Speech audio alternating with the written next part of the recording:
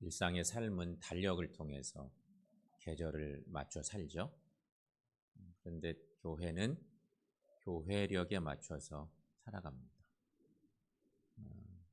교회력에 의하면 지금 예루살렘은 6월절 축제를 앞두고 있는 상황. 저 보여지는 그림이라고 해야 될지 아주 간략한 모형인데 여러분이 보실 때 좌측편에 있는 것은 갈색 표시로 되어 있는 것은 예루살렘 성이고요. 예루살렘 성 안에 예루살렘 성전이 있고 또 초록색으로 되어 있는 그 길처럼 있는 그것은 예수님이 예루살렘에 입성하실 때 그 길이 저렇게 표현되는 것이죠.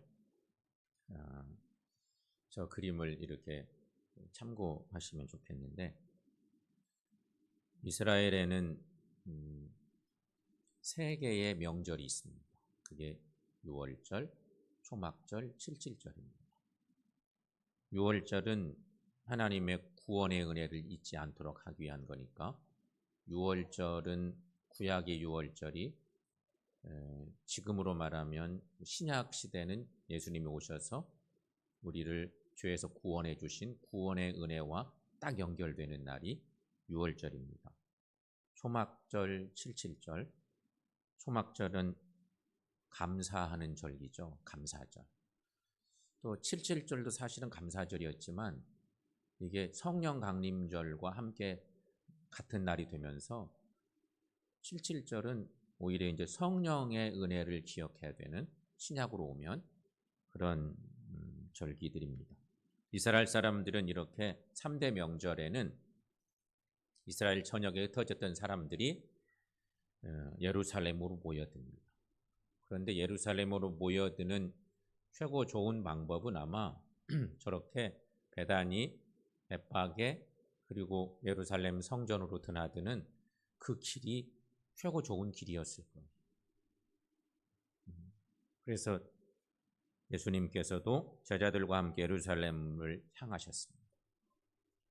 그리고는 벳바게라고 하는 곳쯤에 와서 예수님이 두 제자들을 보내면서 저 건넌 마을에 가서 나귀 새끼를 끌어와라. 왜 끌어가냐 묻거든 주께서 쓰시겠다 하라. 그럼 줄 거다. 그래서 결국 그 벳바게에서부터 예수님이 어린 나귀를 타고 입성하십니다. 감람산 밑자락쯤에 있는.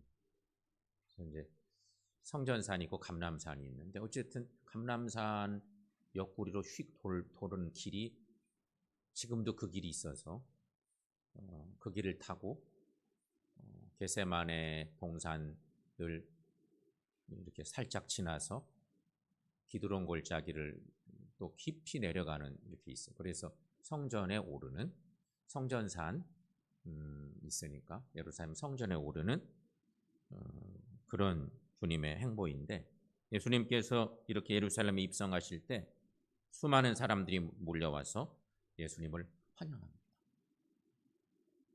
오늘 주일은 예수님께서 예루살렘에 입성할 때에 사람들이 종려나무를 꺾고 호산나를 외치며 주님을 맞이했던 것을 기념하는 의미의 날이기 때문에 그냥 종려주일이다 이렇게 얘기하는 거예요. 종려나무 가지가 그 주변에 많았던 거예요. 우리로 말하면 지금 우리나라의 길가에는 은행나무가 많았었는데 요즘은 또 그것도 바뀌어 가잖아요. 그러니까 무슨 그런 나뭇가지를 꺾어서 예수님을 환영할 방법이 없으니 나뭇가지를 꺾어서 막 흔들고 옷가지를 벗어서 옷을 벗어서 막 휘두르고 이렇게 환영했던 거예요. 근데 거기는 종려나무가 워낙 많으니까 대추나무, 대추야자 열매라고도 흔히 얘기하죠. 그런 나무가 워낙 많으니까 그 나뭇가지를 꺾어서 막 저렇게 힘든 거예요. 그래서 종려주일이라 이렇게 얘기하는 거죠. 종려주일은 고난주간의 시작일입니다.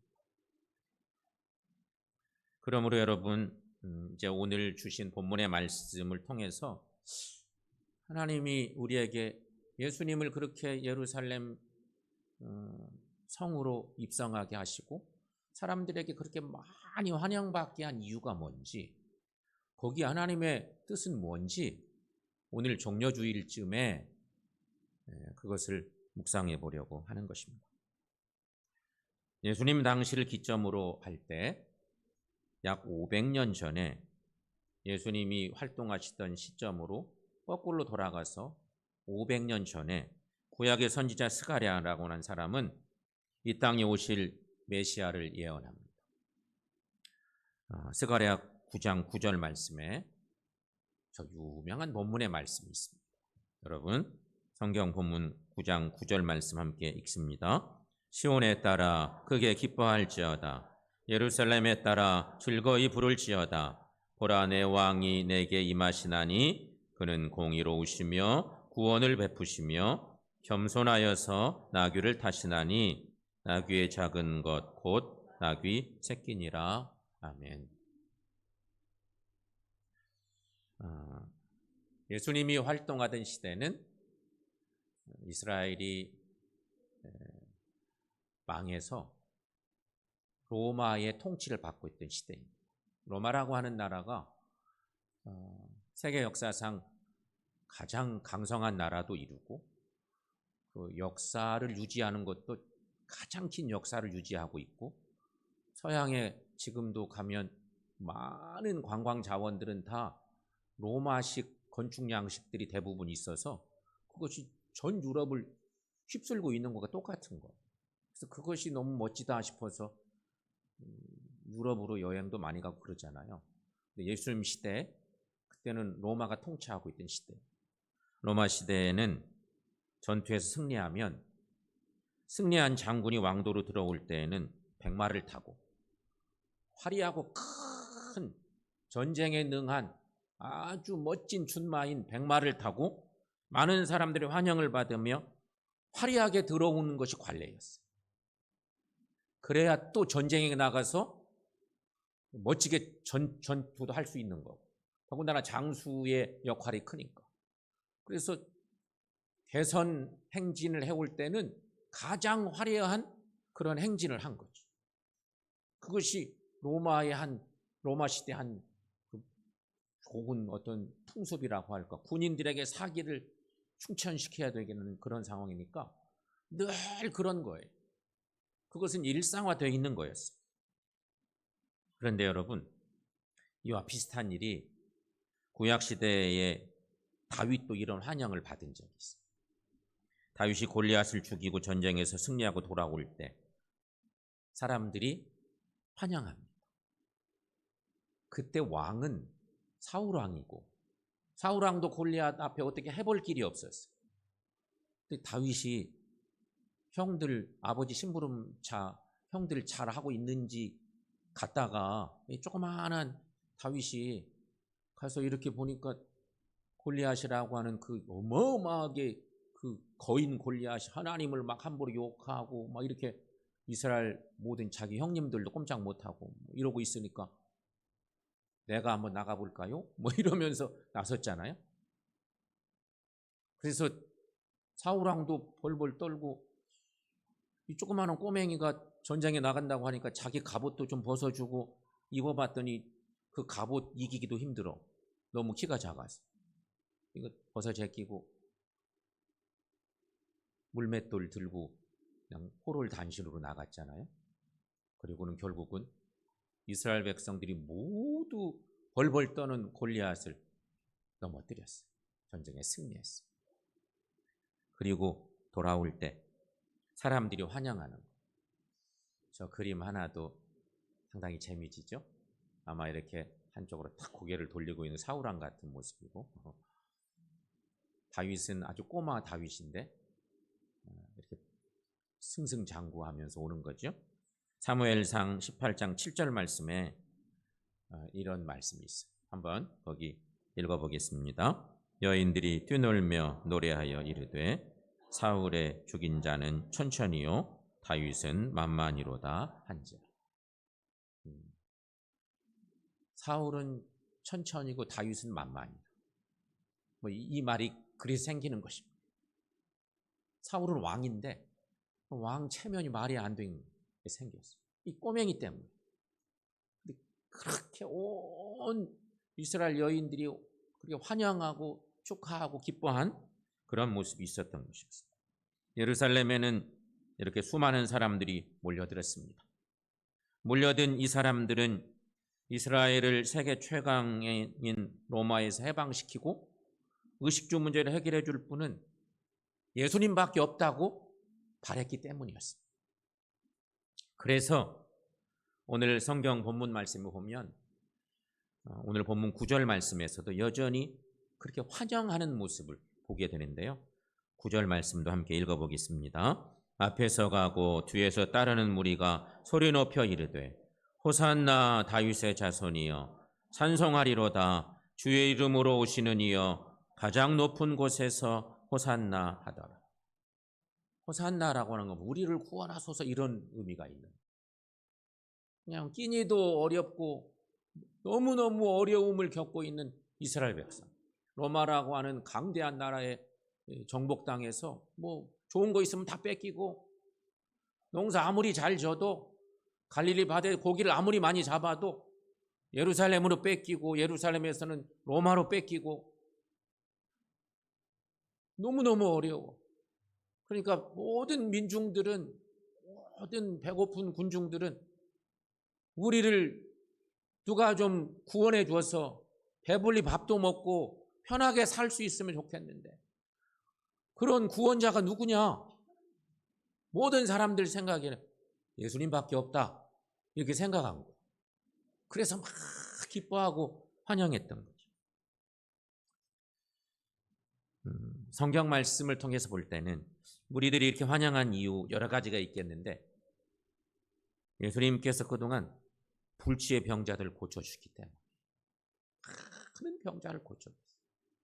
병원도 별로 없고요. 혹 의원이 있다고 해도 돈이 없으니까 그런데 가서 치료받을 어떤 방법이 묘연해. 예수님에게 가면 예수님이 다 고쳐주셨어요. 한 번은 굶주린 5천 명의 장정들에게 떡을 배불리 먹고도 남는 놀라운 은혜도 주셨어요. 남자만 5천 명이에요.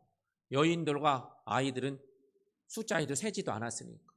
근데 그 빈들에서 많은 사람들이 배불리 먹고도 남는 은혜를 힘있게 한 거 예수님께서.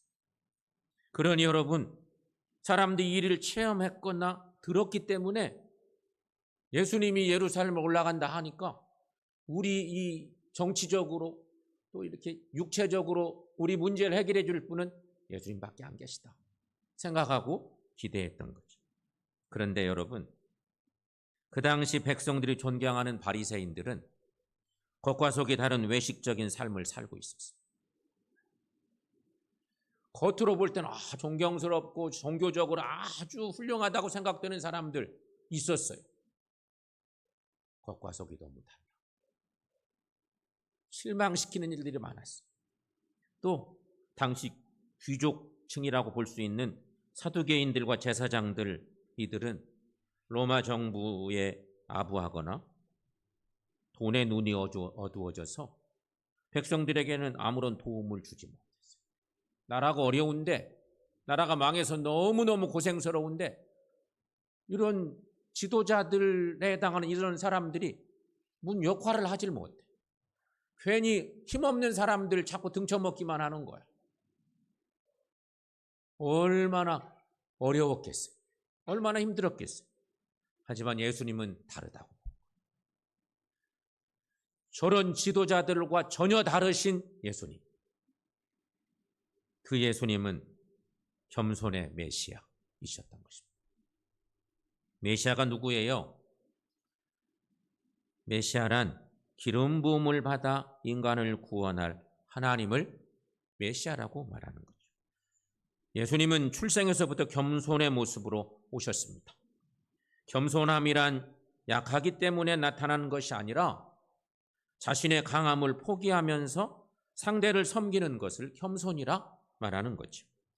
그러므로 여러분, 예수님께서 이 땅에 오신 것은 겸손이라는 섬김의 도구로 평화를 만드는 것이 목적이셨던 분이었습니다. 그렇다면 여러분, 겸손하신 예수님께서 만드시는 평화는 어떤 것일까? 오늘 본문 말씀에 의지해서 우리가 두 가지를 생각해 본다면, 하나는 하나님과의 평화입니다. 주님이 하신 일, 하나님과의 평화.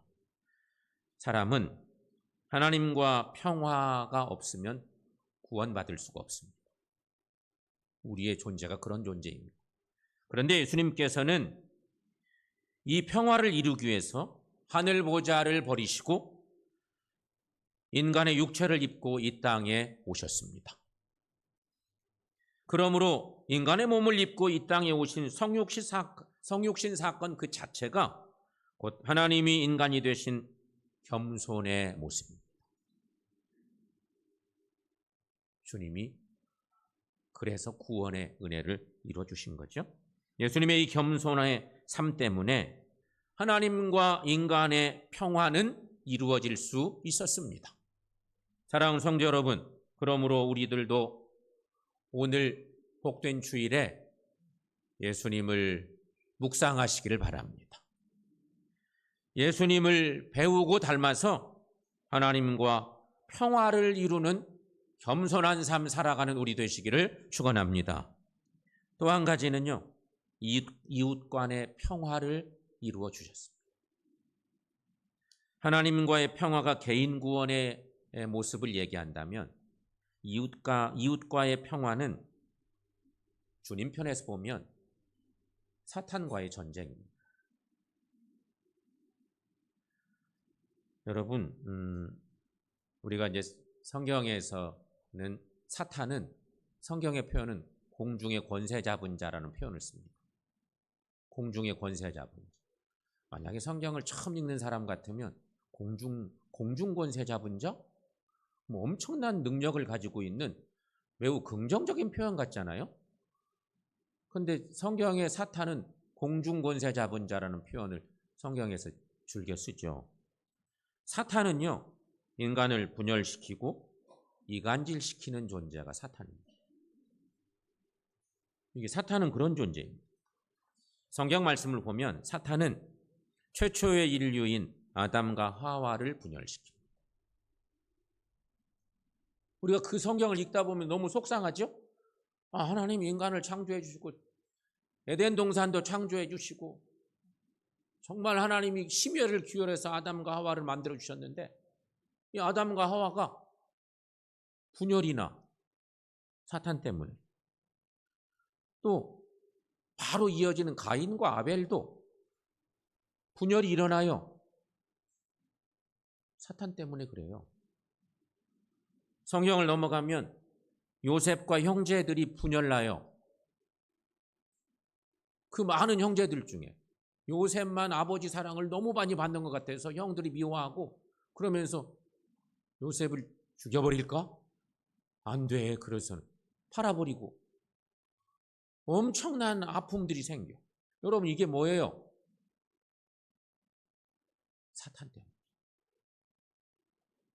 이게 분열시키고 이간질시키고 서로 그렇게 마음을 나눠놓는 이 못된 이놈들 때문에 생기는 거예요. 이런 사탄의 활동 때문에 인류의 역사도 분열, 다툼 이런 것들이 계속 전쟁.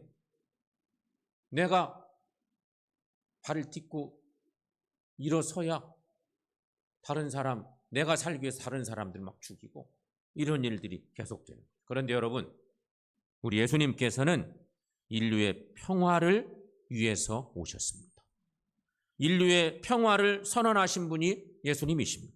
그러므로 예수 그리스도로 말미암아 구원을 이룬 성도들은 평화를 만들어가는 도구들입니다. 만약에 내가 있어요. 어느 모임 속에.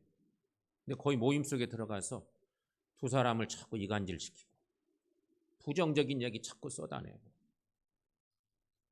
공동체를 자꾸만 이상하게 병들게 만들어. 그 누가 주는 마음이겠어요? 성령께 주시는 마음일까요? 주님의 마음이야? 성령이 주시는 거겠어요? 절대 아닐 거예요. 우리가 하나님의 사람들이라고 하지만 우리도 모르는 사이에 그렇게 좀 부정적이고 순간 엉뚱해져서 사탄의 공중권세 잡은 자에게 붙들리게 되는 그런 일들이 얼마든지 있을 수 있어요. 성경에는 그런 일들이 얼마나 자주 나와요. 순간 문제가 돼서 그런 일이 생기니 오늘 이 시대도 마찬가지. 그런데 여러분, 예수님께서는 인류의 평화를 선언하신 분이고 예수로 말미암아 구원을 받은 성도들이라면, 그리스도인이라면 주님처럼 평화를 만드는 도구가 돼야 된다는 거죠. 주님은 말씀하셨어요.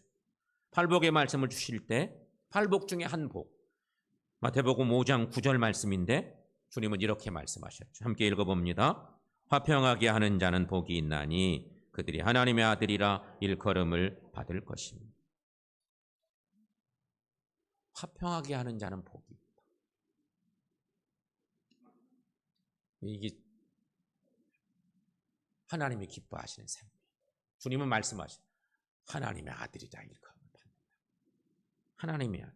성도는 그러므로 여러분 화평을 이루는 삶을 사는 사람들입니다. 화평이 하나님의 아들의 사명입니다. 그러므로 예수님처럼 이웃 간의 화평을 이루는 삶을 사시기를 축원합니다. 그렇다면 여러분, 이 땅에 참 평화를 만드는 도구는 뭘까? 오늘 본문의 말씀에 의지해서 종려주일에 예배를 드리면서 오늘 주신 말씀에 의지해 볼 때 주님이 보여주신 특별한 이 행위를 통해서 우리에게 상징적으로 기억되는 오늘 종려주일, 이 땅에 참 평화를 만드는 도구는 뭔가? 그것은 바로 예수님의 섬김입니다. 예수님의 섬김. 우리 모두 예수님을 닮으십시다. 오늘 우리 모두 예수님을 배우는 우리 모두가 되시기를 축원합니다. 종려주일의 의미는 그런 의미에서 섬김이에요. 우리들도 예수님처럼 살아가야 된다는 것입니다. 우리 모두 예수님의 마음을 품고 사시기를 축원합니다. 우리가 예수님의 마음을 품고 그 사랑을 실천하며 살 때 그 사랑과 섬김을 통해 세상은 예수님의 사랑을 알게 될 것입니다. 그리고 그 사랑으로 말미암아 참된 구원과 평화가 이 땅에 만들어지는 것입니다. 우리 예수님께서는 겸손하셔서 나귀를 타셨습니다. 화려하게 예루살렘에 입성하신 것이 아니라 가장 조촐하게 정말 겸손한 모습으로 나귀를 타고 예루살렘에 입성하셨습니다. 오늘 그 주님을 배우는 날입니다. 그런데 오늘 그 주님께서 이제 예루살렘에 입성하셨고 또 그 주님이 오늘 우리에게 성만찬을 이렇게 베풀어 주셔서 성찬에 참여하게 하십니다. 겸손하신 예수님, 우리가 깊이 묵상하고 주님을 닮아가는 삶을 살면서 하나님과 평화하고 이웃과 평화한 삶을 살아가는 저 여러분들 모두가 다 되시기를 축원합니다. 기도하겠습니다.